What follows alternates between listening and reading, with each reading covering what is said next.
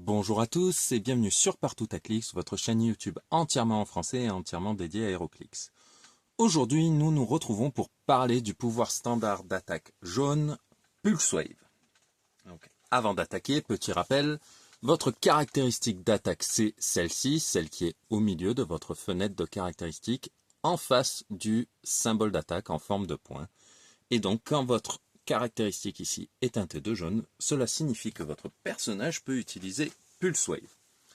Ici, dans la situation présente, nous avons des méchants de l'univers d'ici, Clayface, Peacemaker, Freeze et le Joker, qui affrontent les nouveaux mutants avec Cannonball, Boom Boom et Sunspot. Sunspot, comme vous pouvez le voir, hop, à son attaque teintée de jaune, il peut donc utiliser Pulse Wave. Alors, Pulse Wave, c'est un pouvoir que j'ai gardé pour la fin dans les vidéos d'explication des pouvoirs standards parce que cela fait intervenir pas mal de notions. Je vais vous montrer. Hop, et c'est un pouvoir un peu compliqué. Vous voyez, il y a beaucoup de choses, mais on va décrypter tout cela ensemble tranquillement. Donc déjà, Pulse Wave, c'est une range. Vous voyez, la nature de l'action, c'est écrit en majuscule, range. Donc, là, ensuite, on vous explique que range, donc votre portée, est de 4 pour la durée de cette action. Vous avez également Improve Targeting, personnage et adjacent. Ici, c'est sous forme de texte. C'est simplement la PAC au format. Vous voyez, ils ont fait une PAC que l'on peut imprimer et qui est plus pratique à lire que la PAC dépliante. Donc voilà, mais sinon c'est exactement, sont exactement les mêmes textes et les mêmes informations que vous retrouvez sur la PAC Spider-Man Beyond Amazing. Donc vous en faites pas, hein, si vous avez ça d'imprimé, c'est très bien. Donc, les autres personnages dans la portée ne peuvent pas utiliser de pouvoir ou d'habilité, donc de capacité, pour cette action. Faites une attaque à distance qui va cibler tous les autres personnages qui sont dans votre portée et dans votre ligne de vue. Et il faut que cela inclue au moins un personnage opposé, un personnage adverse. Et vous allez utiliser la valeur de défense inscrite, la valeur de défense imprimée, pour chaque personnage ciblé. Chaque personnage touché se voit infliger un dégât au lieu des dégâts normaux. Donc, il y a beaucoup de choses à prendre en compte, à intégrer, mais on va faire ça ensemble, on va le décrypter tranquillement. Donc déjà, on vous dit que c'est une range, vous voyez en majuscule, la nature de l'action c'est range. En quoi est-ce important? C'est important parce que si votre personnage peut également utiliser par exemple Running Shot, on vous dit que vous faites voilà, le déroulé de votre action, vous pouvez utiliser une range en tant qu'action gratuite. Donc cela signifie que Running Shot et Pulse Wave sont compatibles. Donc ça c'est déjà la première information qui est assez importante. La seconde, on vous dit que votre portée est de 4. Là par exemple, on voit que Sunspot a une portée de 5. La valeur de portée est ici, à côté de l'éclair. Eh bien, s'il utilise Pulse Wave, la portée n'est plus de 5, mais de 4. Donc là, on va faire intervenir une nouvelle information qui est importante, parce que si vous partez du principe que vous allez utiliser votre valeur de portée normale, non. Vous allez utiliser une valeur, une portée qui est de 4. D'anciens joueurs se sont un peu plaints de cette nouvelle, voilà, version de Pulse Wave, parce que soi-disant cela allait impacter l'utilisation de Pulse Wave. Mais au final, les figurines qui sont réellement impactées par cette nouvelle version, avec une portée de 4 au lieu d'une portée divisée par 2 comme c'était avant, ça doit se compter sur les doigts d'une main, hein, parce que des figurines avec 9 ou 10 de portée, il n'y en a quasiment plus, donc en moderne. Donc voilà. Mais pas la peine de revenir sur comment était le pouvoir avant, j'ai pas envie de vous embrouiller. Ensuite, on nous explique qu'il y a donc un improved targeting, une capacité améliorée de ciblage, personnage et adjacent. Ça veut dire quoi? Ça veut dire que quand vous allez tracer vos lignes de vue avec Sunspot pour l'utilisation de PulseWave, vous allez pouvoir faire une attaque à distance, même si vous êtes adjacent à un adversaire, ce qui est le cas. On voit qu'il est adjacent à Peacemaker, mais qu'il va quand même pouvoir faire une attaque à distance grâce à son Improved Targeting Adjacent, mais qu'en plus, il va pouvoir tracer des lignes de vue vers les personnages sans être embêté par les autres personnages, justement. Et donc, cela veut dire quoi? Ça veut dire que là, lorsque vous allez déclarer votre PulseWave et que vous allez tracer les lignes de vue, il faut déjà qu'il y ait au moins un personnage adverse dans votre zone, puisque vous allez tracer une ligne de vue vers tous les personnages possibles. Donc là, il y en a bien au moins un, c'est Peacemaker. Donc vous tracez une ligne de vue vers Peacemaker. Vous tracez une ligne de vue vers Freeze. Très bien, vous avez deux personnages adverses. Vous allez tracer une ligne de vue également vers le Joker. Pourquoi? Parce que vous avez Improved Targeting personnage. Quand vous tracez vos lignes de vue, vous ne tenez pas compte des personnages. Donc, hop, vers le Joker également. Le problème, on va dire, c'est que on vous dit de tracer des lignes de vue vers tous les personnages qui sont dans votre portée.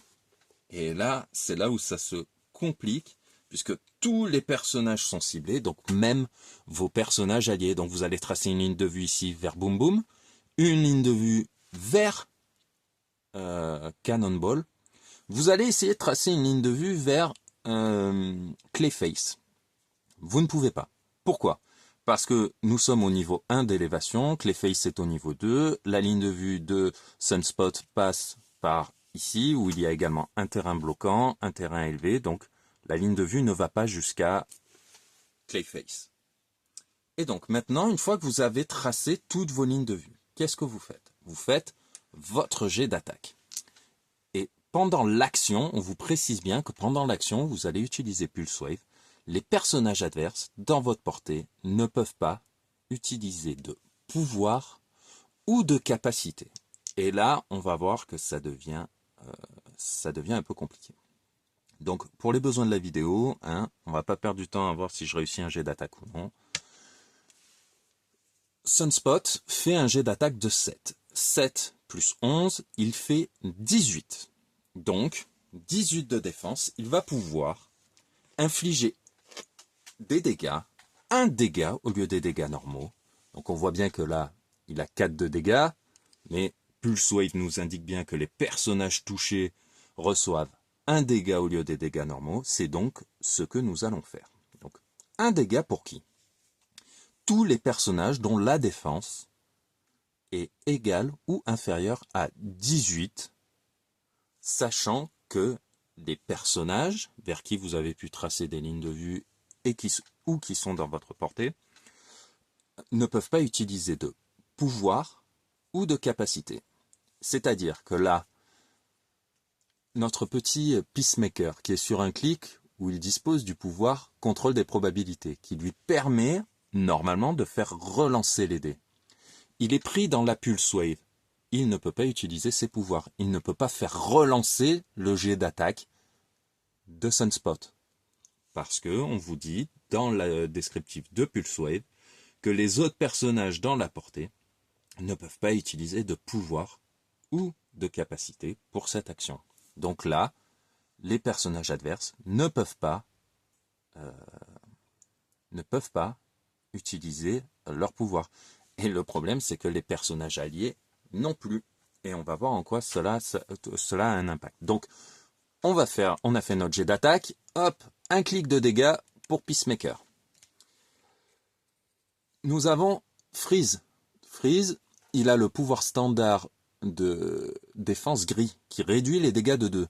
Mais on vient de voir qu'il ne peut pas utiliser ses pouvoirs. Il va donc prendre un clic, malgré la présence d'invulnérabilité, parce qu'il ne peut pas l'utiliser. C'est un pouvoir, il ne peut pas l'utiliser. Le Joker, Lui, alors, c'est vraiment plein pot parce qu'il a Shape Change et Super Sense. Donc, normalement, il devrait pouvoir faire son jet de Shape Change. Non, il ne peut pas. Il ne peut pas utiliser ses pouvoirs. Il a Super Sense. Est-ce qu'il peut esquiver la Pulse Wave? Non, il ne peut pas utiliser ses pouvoirs. Il va donc prendre un clic, malgré ses pouvoirs qui auraient pu le préserver d'une telle attaque. Et si on va un peu plus loin, on tourne le personnage et on voit que sur son socle, en capacité d'équipe, il a Mystique. Est-ce qu'un personnage qui peut utiliser Mystique et qui est pris dans une Pulse Wave va infliger un dégât pénétrant à l'attaquant? Non. Pourquoi? Parce que pendant la durée de l'utilisation de Pulse Wave, les personnages ne peuvent pas utiliser, les personnages ciblés ne peuvent pas utiliser leur capacité. Mystique, c'est une capacité d'équipe, une team ability. Ability, on retrouve le terme ici. Donc, il n'y a pas de mystique, il n'y a pas de dégâts de mystique sur l'attaquant. Ici, on pourrait dire, ah mais c'est super parce que il partage sa défense grâce à son trait qui lui donne Defend. Eh bien non, parce que le trait, les traits, tels qu'on nous les présente, tels qu'ils sont indiqués sur les cartes de personnages, je vais vous les montrer ici, quand les traits, ce sont des capacités, au même titre que les autres capacités, les capacités d'équipe. Donc les traits étant des capacités, il ne va pas fonctionner lors de l'utilisation de Pulse Wave. Donc ici, notre petite Boom Boom ne profite pas du 19 de défense de Sunspot, Cannonball, et elle ne peut pas utiliser son pouvoir de défense, puisque pas de pouvoir pendant les Pulse Wave, quand vous êtes pris dans la Pulse Wave. Donc, elle va prendre un clic. Un autre élément qui peut être important, on va rajouter un ennemi juste histoire de histoire de faire en sorte que l'on comprenne bien l'utilisation du pouvoir. On va mettre le Deathstroke. Vous voyez, 18 de défense avec Super Sense et Shape Change. On le met ici. Il est pris aussi dans la Pulse Wave. Je vous ne vous refais pas tout le tour en expliquant qui, quoi, comment. Il est pris dans la Pulse Wave. Il a son Super Sense. Il ne peut pas l'utiliser puisque c'est un pouvoir de défense.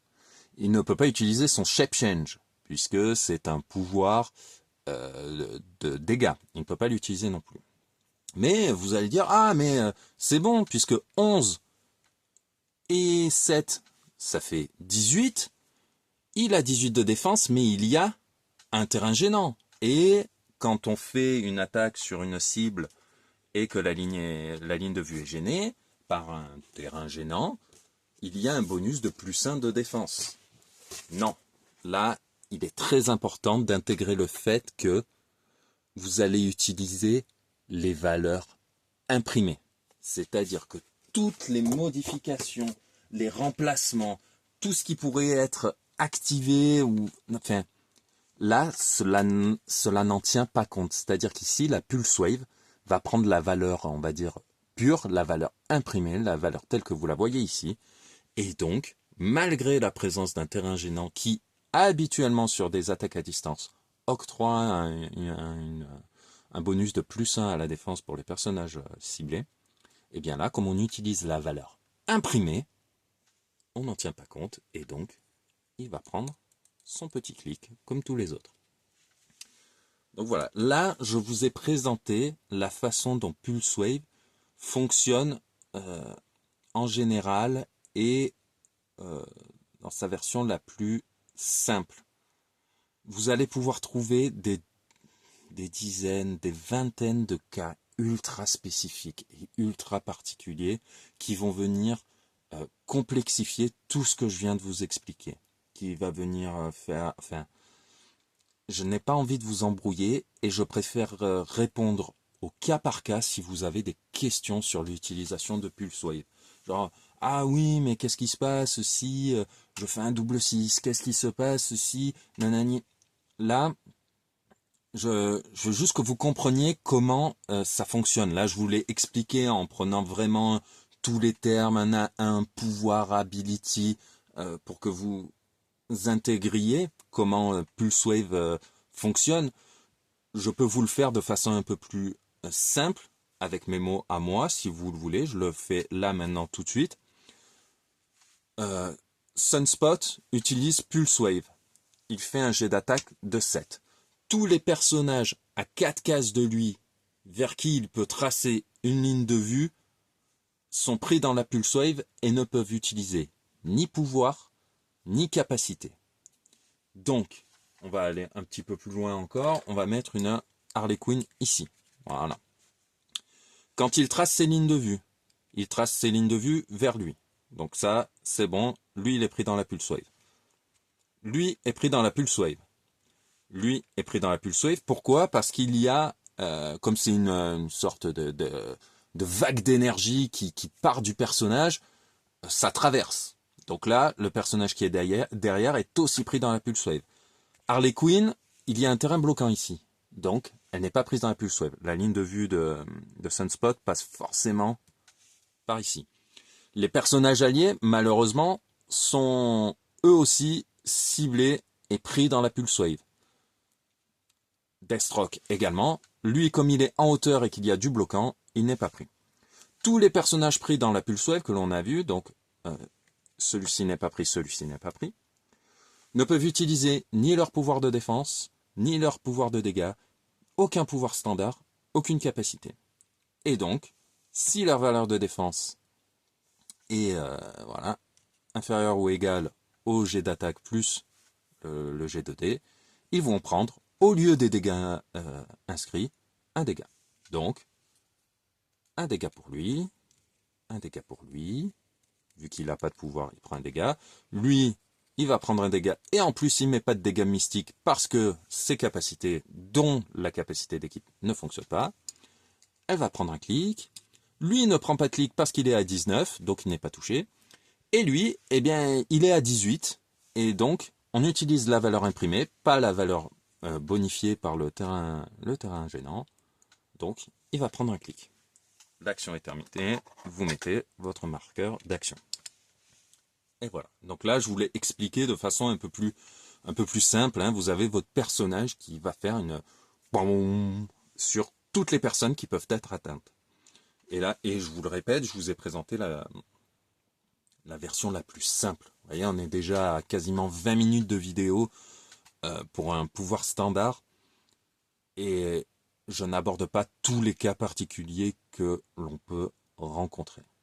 Si vous avez des questions, vous n'hésitez pas à me les laisser dans les commentaires. J'ai conscience que ce pouvoir est compliqué, qui fait appel à beaucoup de choses et que les enchaînements au niveau de la façon dont les pouvoirs sont décrits, ça peut vite devenir compliqué.